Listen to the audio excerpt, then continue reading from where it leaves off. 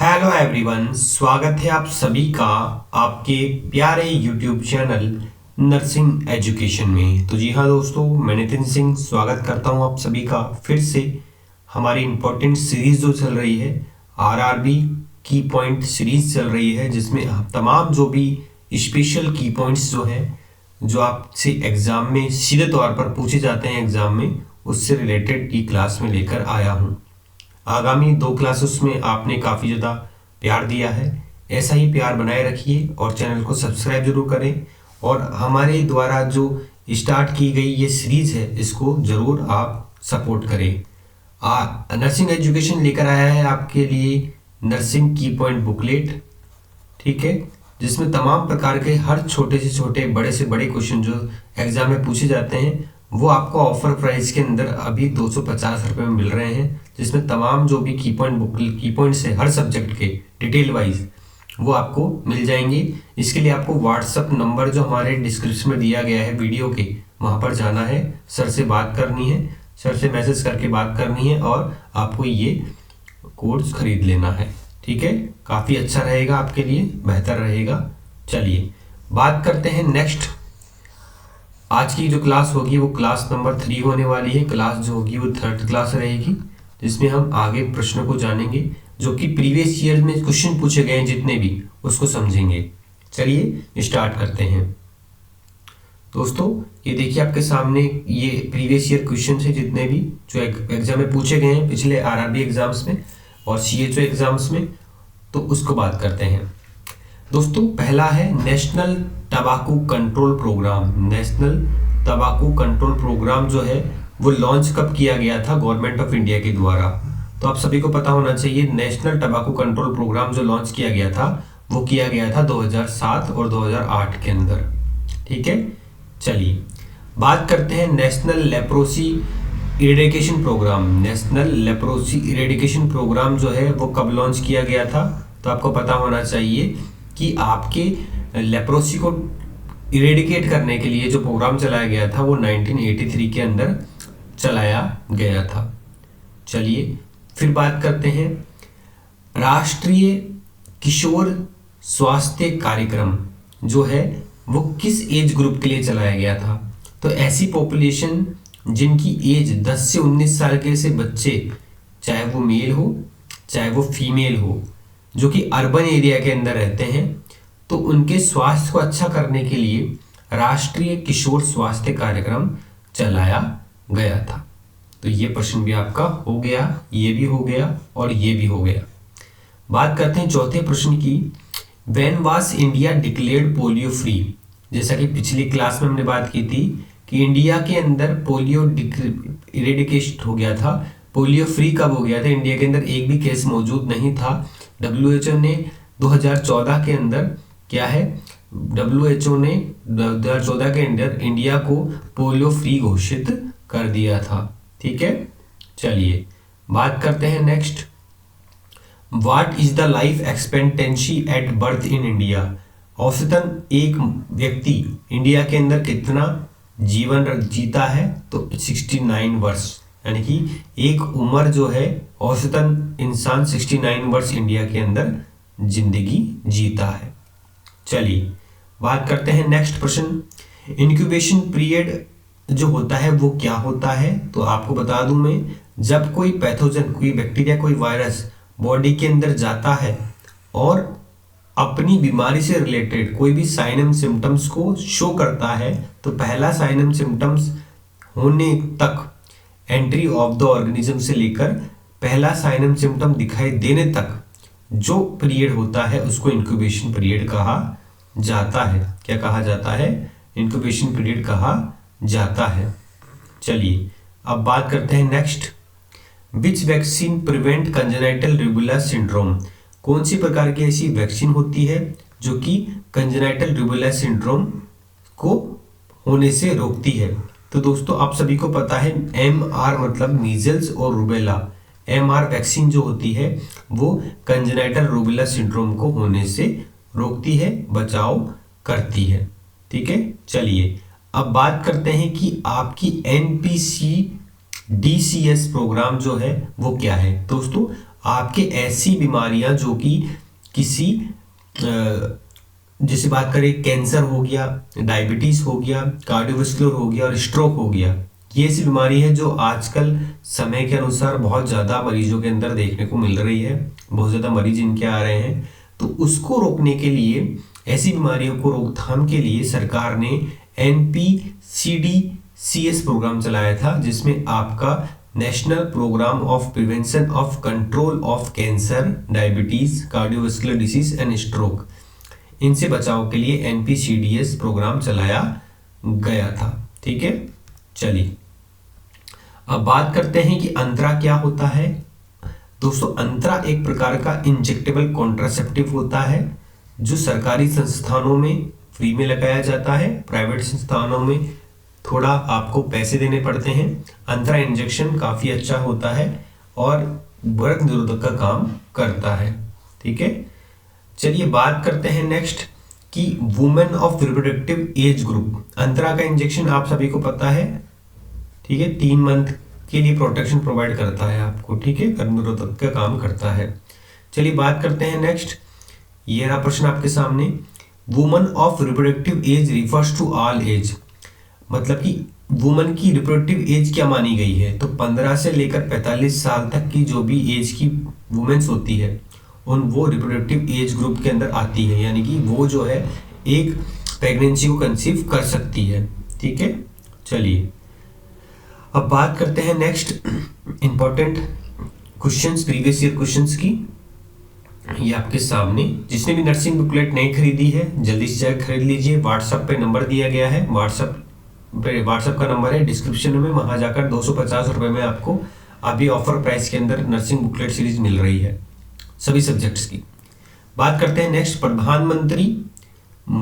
मंत्री सुरक्षित मातृत्व योजना जो PMSMA है, प्रधानमंत्री सुरक्षित मातृत्व अभियान जो है, ये जो है कब लॉन्च किया गया था, 2016 के अंदर लॉन्च किया गया था। ये किस लिए लॉन्च किया गया था, ताकि जो है जो माताएं हैं, ठीक है, जो लेडीज है, जो माँ है, वो जो है उनको मैटरनल मोर्टेलिटी से बचाया जा सके, इसलिए सुरक्षित मातृत्व अभियान, प्रधानमंत्री सुरक्षित मातृत्व अभियान जो है वो लॉन्च कब हुआ था, 2016 के अंदर लॉन्च हुआ था। ये प्रश्न भी काफी एग्जाम में पूछा गया है। चलिए बात करते हैं next, diagnostics services as per guidelines of national free diagnostic initiative needed to be available and HWC। देखिए दोस्तों, पूछा गया है कि डायग्नोस्टिक सर्विसेज गाइडलाइन के अनुसार, कौन सी guideline, national free diagnostic initiative के अनुसार एक सब सेंटर के अंदर कितने डायग्नोस्टिक होना जरूरी है। तो सब सेंटर के अंदर, जिसको हेल्थ एंड वेलनेस सेंटर कहा जाता है, आयुष्मान आरोग्य मंदिर कहा जाता है, तो उसमें मिनिमम 7, PSC में 19 इन्वेस्टिगेशन वाले डायग्नोस्टिक किट आपके अंदर होने चाहिए। सब सेंटर के अंदर 7 और PSC के अंदर कम से कम 19 डायग्नोस्टिक सर्विसेज आपके मौजूद होनी चाहिए, अवेलेबल होनी चाहिए। ये प्रश्न भी काफी इंपॉर्टेंट आ सकता है एग्जाम में। चलिए बात करते हैं next, days in a week to be fixed for conducting Ayurveda clinic, मतलब कि आयुर्वेदा क्लिनिक के लिए एक दिन फिक्स होना चाहिए। कितना दिन, एक दिन फिक्स होना चाहिए। ठीक है, हर वीक के अंदर। ये आपको इंपॉर्टेंट क्वेश्चन आपके एग्जाम में आ सकता है। ठीक है, मतलब कि आपके HWC पे आयुर्वेदा क्लिनिक लगना चाहिए, हफ्ते में एक दिन तो जरूर लगना चाहिए।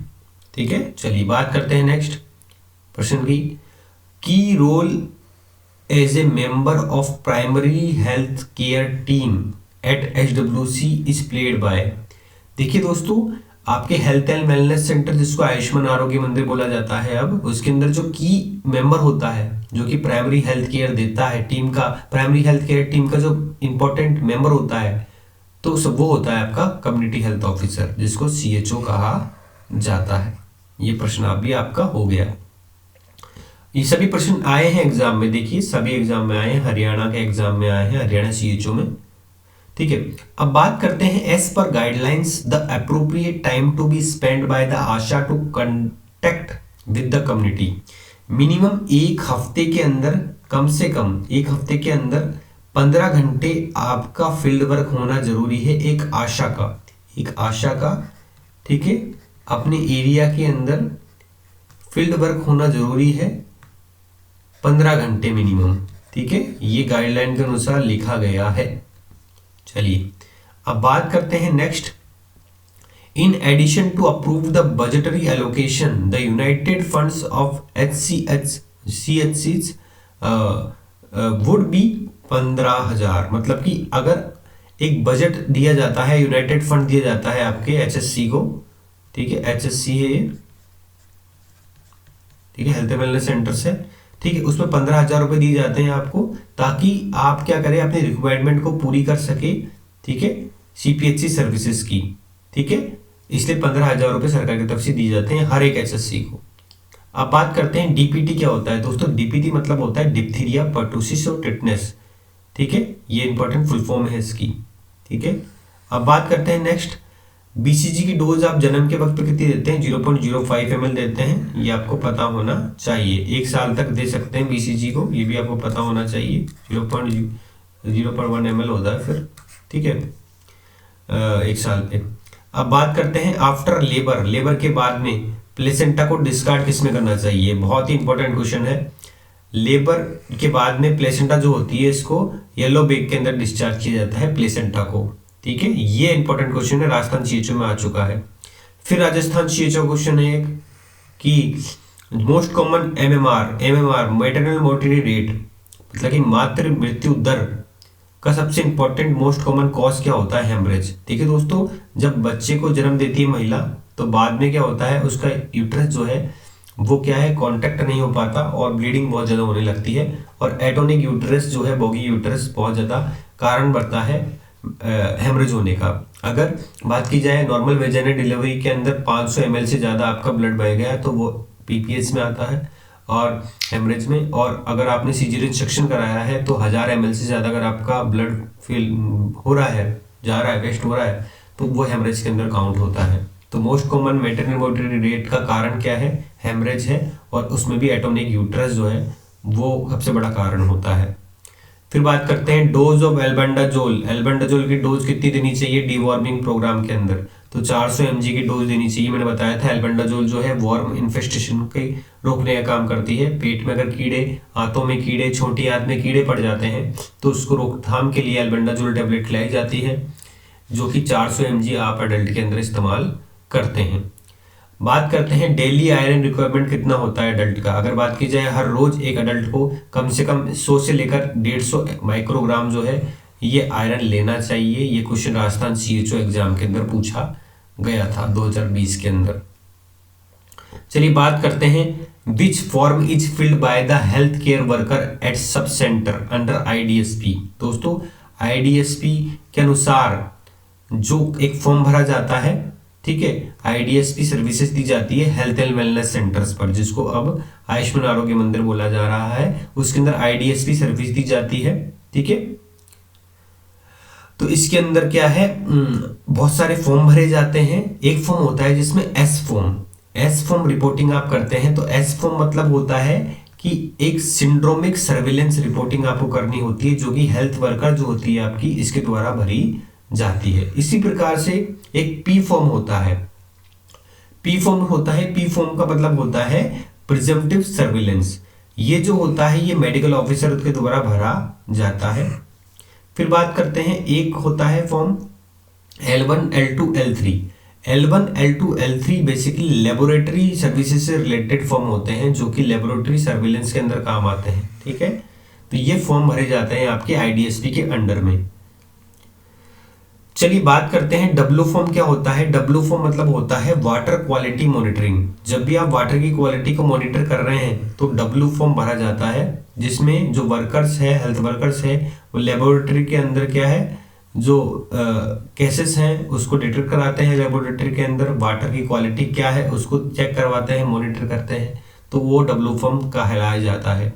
बात की जाए L फॉर्म की, L फॉर्म क्या होता है। L फॉर्म मतलब होता है कि जो डाटा है ना, वो लैब कंफर्म्ड केसेस जो होते हैं, लेबोरेटरी द्वारा जो कंफर्म केसेस होते हैं और उसका जो डाटा प्राप्त होता है उसको L फॉर्म के अंदर भरा जाता है। अब बात करते हैं साइटोटॉक्सिक और एक्सपायर्ड ड्रग, बहुत ही इंपॉर्टेंट। ऐसी दवाएं जो कि साइटोटॉक्सिक है और एक्सपायर हो चुकी है, इनको किस प्रकार से डिस्कार्ड किया जाता है, तो उसका स्टरलाइजेशन डिसइंफेक्शन करने का काम होता है आपका इंसिनरेशन। इंसिनरेशन मतलब होता है कि जला देना।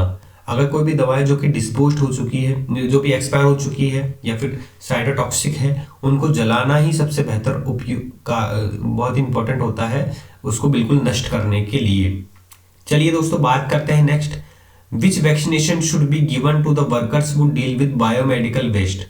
मतलब कि बात कर रहे हैं कि अगर ऐसे व्यक्ति जो कि लगातार संपर्क में आ रहे हैं बायोमेडिकल वेस्ट के, हॉस्पिटल का जो वेस्ट होता है, बायोमेडिकल वेस्ट जो होता है, तो उसमें संपर्क आने वाले जो भी वर्कर्स होते हैं उनको आपको हेपेटाइटिस बी का इंजेक्शन लगाना चाहिए, टीका देना चाहिए और टिटनेस का टीका देना चाहिए, क्योंकि हॉस्पिटल के अंदर काफ़ी ज़्यादा केसेस मिलते हैं आपके हेपेटाइटिस बी के और टिटनेस के, जिससे उनको भी क्या हो सकता है, टिटनेस और हेपेटाइटिस भी हो सकता है, क्योंकि वो बायोमेडिकल वेस्ट जो होता है उसको कहीं ना कहीं डिस्कार्ड करने में मदद करते हैं, हेल्प करते हैं, उनका काम होता है ये। तो उनको ये बीमारी आगे अगर संपर्क में आते हैं तो उनके अंदर इम्यूनिटी मौजूद हो पहले से, इसलिए उनको हेपेटाइटिस एंटीजेंस और टिटनेस का टीका दिया जाता है। ये इंपॉर्टेंट क्वेश्चन आपके लिए हो जाता है, ठीक है।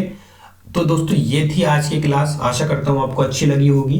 क्लास 3 थी हमारी ये। अब अगली क्लास जो होगी वो क्लास 4 होगी, जिसके अंदर हम सब इंपॉर्टेंट हेल्थ प्रोग्राम जो इंडिया के अंदर चले हैं और चलाए जाते हैं या चलाए गए हैं या चलाए जा रहे हैं, वो सभी इंपॉर्टेंट प्रोग्राम्स को बिल्कुल एक एक करके पढ़ाई करने वाले हैं।